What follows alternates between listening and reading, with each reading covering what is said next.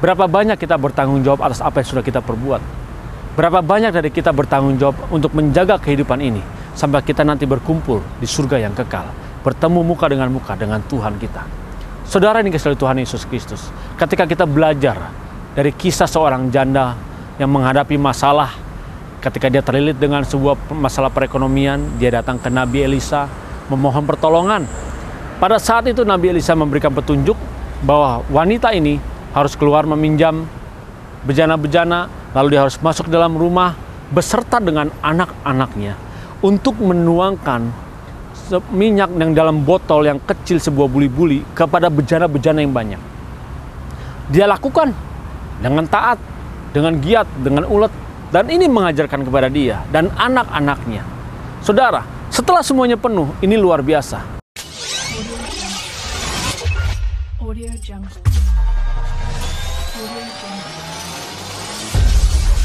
Audio Jungle. Shalom saudara yang dikasihi oleh Tuhan Yesus Kristus, dimanapun saudara berada saat ini, salam transformasi. Saudara, keadaan-keadaan yang kita alamin bukan sembarang keadaan. Kesulitan yang kita terima, rasa sakit hati yang kita terima, rasa yang membuat hati ini sesak, itu bukan sembarangan. Tapi Tuhan izinkan itu terjadi dalam kehidupan kita, karena Tuhan punya tujuan dan punya maksud dalam hidup kita, saudara. Saudara, berapa banyak dalam hidup kita bertanggung jawab atas hidup ini? Berapa banyak kita bertanggung jawab atas apa yang sudah kita perbuat? Berapa banyak dari kita bertanggung jawab untuk menjaga kehidupan ini sampai kita nanti berkumpul di surga yang kekal, bertemu muka dengan Tuhan kita. Saudara, ini kasih Tuhan Yesus Kristus. Ketika kita belajar dari kisah seorang janda yang menghadapi masalah, ketika dia terlilit dengan sebuah masalah perekonomian, dia datang ke Nabi Elisa memohon pertolongan.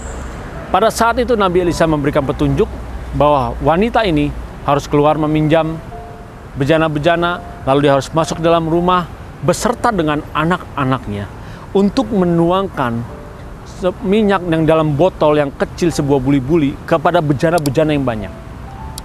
Dia lakukan dengan taat, dengan giat, dengan ulet, dan ini mengajarkan kepada dia dan anak-anaknya. Saudara, setelah semuanya penuh, ini luar biasa.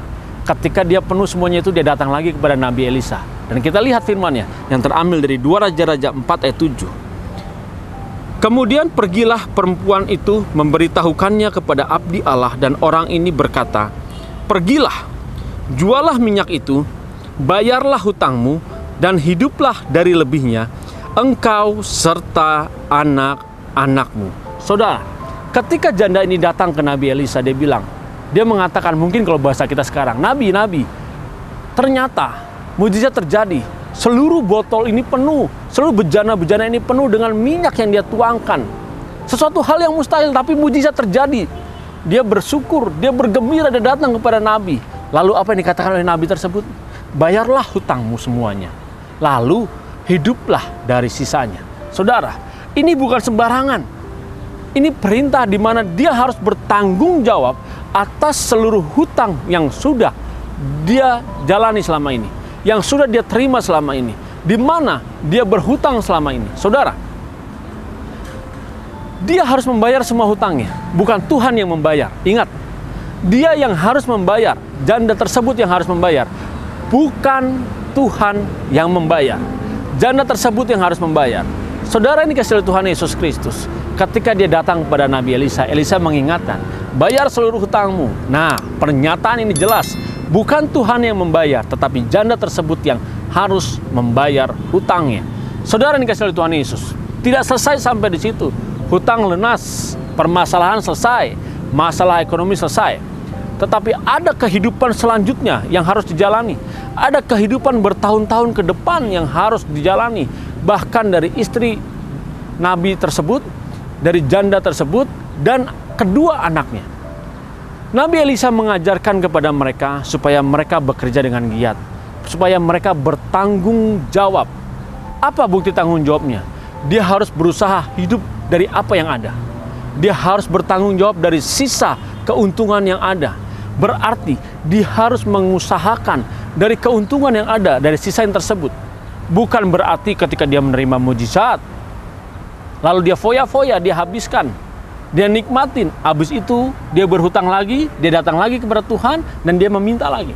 Saudara, bagaimana dengan kehidupan manusia pada saat ini? Pada masa kini, di dunia modern saat ini. Mereka punya masalah, punya hutang, mereka punya masalah keluarga, punya masalah karir, punya masalah ekonomi, punya masalah bisnis. Dia datang kepada Tuhan memohon pertolongan. Lalu, ketika saat dia meminta pertolongan, dia berharap seketika selesai. Intinya adalah, adakah karakter dalam diri dia berubah untuk siap menerima mujizat yang ada? Ketika orang tidak siap menerima mujizat yang ada, pada saat itu dia menerima mujizat, lalu setelah itu dia enak-enak saja.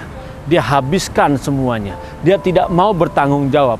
Dia tidak mau mempersiapkan hidupnya ke depan, ke tahun-tahun ke depan, 10 tahun ke depan, apa yang harus dilakukan. Dia menghabiskan segala sesuatu yang Tuhan berikan. Segala berkat itu dia pakai dengan cuma-cuma, lalu tidak bertanggung jawab. Nabi Elisa tidak mengajarkan demikian kepada wanita janda ini. Tapi dia mengajarkan bahwa dia harus bertanggung jawab dan hidup dari sisa yang ada dari keuntungan tersebut. Saudara yang dikasihi oleh Tuhan Yesus Kristus, dikatakan hiduplah dari lebihnya engkau serta anak-anakmu. Berarti di sini satu paket, wanita janda tersebut bersama dengan kedua anaknya. Hidup dari lebihnya, lebih dari minyak yang ada ini adalah sebuah keuntungan. Keuntungan ini harus dikelola supaya tidak habis dalam seketika. Kalau habis dalam seketika dia nikmati pada saat itu, berarti dia tidak bertanggung jawab.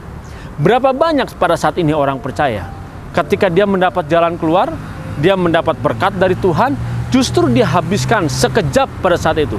Dia tidak memikirkan bagaimana mengelola keuntungan yang ada tersebut. Bagaimana dia bertanggung jawab hidup dari lebihnya. Kalau hidup dari lebihnya bukan hanya hidup saat ini, tapi hidup bertahun-tahun ke depan sampai dia mati. Saudara, kita harus belajar bertanggung jawab dalam kehidupan ini. Tuhan Yesus sudah memberikan berkat kepada saudara dan kepada saya. Dia memberkati saudara dan kepada saya. Bahkan lebih hebatnya, dia menganugerahkan kesempatan yang luar biasa hari ini kepada saudara dan kepada saya, di mana kita diberi kesempatan untuk berubah dalam hidup ini, di mana kita harus mempertanggungjawabkan hidup kita. Mempertanggungjawabkan hidup kita berarti kita harus menjaga ekonomi kita harus menjaga kesehatan kita harus menjaga keluarga kita harus menjaga usaha kita, karir kita, bisnis kita. Dan terlebih lagi, kita harus menjaga sikap hidup kita agar tetap berkenan di hadapan Tuhan. Saudara, ketika kita mau bertanggung jawab, berarti dalam setiap detik kehidupan kita, kita bertanggung jawab untuk menjaga segala yang ada. Adakah saudara menjaga mata saudara, menjaga pikiran saudara, menjaga mulut saudara? Saudara, kondisi yang tidak mengenakan sudah terjadi dalam kehidupan kita, bahkan terus terjadi. Tapi adakah kita belajar untuk bertanggung jawab, apalagi dalam kehidupan ini? Saudara dikasihi oleh Tuhan Yesus Kristus, kita merasa selama ini ketika ada masalah kita sulit, tetapi sebenarnya kita tidak mau bekerja keras. Berapa banyak dari kita sebagai orang percaya merasa bahwa kerja keras itu adalah kutuk. Bahkan tidak sedikit orang mengajarkan, mari kita tolak kutuk kerja keras. Saudara, di sini Nabi Elisa mengajarkan kepada wanita tersebut supaya dia mau bekerja keras. Tetapi di dalam dunia modern saat ini, begitu banyak orang mengajarkan, begitu banyak ajaran supaya kita menolak kerja keras. Dengan dasar bahwa kita sudah diberkati oleh Tuhan, kita tidak perlu bekerja keras, kita hanya menikmati. Saudara, justru ini yang mendukakan hati Tuhan. Karena pengajaran seperti ini yang mengajarkan kepada kita, kebanyakan orang percaya pada saat ini, menjadi malas, menjadi tidak mau bekerja keras. Karena di dalam benak kita dicekokin, dipadati dengan pemikiran bahwa kalau kita bekerja keras, berkeringat, berarti itu adalah kutuk. Saudara yang dikasihi oleh Tuhan Yesus Kristus, kita harus tahu bahwa kerja keras bukan kutuk, tapi itu bukti tanggung jawab kita menjaga hidup ini. Saudara, kalau saudara tidak bertanggung jawab dalam kehidupan ini, saudara yang akan menerima kutuk pada akhirnya. Kalau kita tidak mau bertanggung jawab menjaga kehidupan kita, kita akan menerima kutuk pada akhirnya. Kenapa? Karena kita tidak berkenan di hadapan Bapa. Kita tidak menyukakan dan menyenangkan hati Bapa. Dan kutuk yang kita terima adalah kita terpisah dari Bapa. Kita terpisah dari hadirat Tuhan. Saudara, bekerja keras bukan kutuk. Jadi mari kita merubah, mentransformasi cara berpikir kita. Kita harus bertanggung jawab dalam kehidupan ini. Dan tanggung jawab kita kepada Tuhan adalah dengan kita bekerja keras untuk Tuhan. Saudara, tidak ada orang bertanggung jawab sama Tuhan lalu dia malas-malasan, tidur bangun siang seenaknya saja, tidak mau bekerja tapi mau menikmati hasil dan berdoa terus meminta mujizat kepada Tuhan, tetapi karakternya tidak mau diubahkan dan tidak mau dibentuk untuk siap menerima kemuliaan Tuhan. Saudara, mari transformasi cara berpikir kita. Bekerja keras bukanlah sebuah kutuk, tetapi itu bukti dan bentuk tanggung jawab kita kepada Tuhan Yesus Kristus. Tuhan memberkati. Salam transformasi.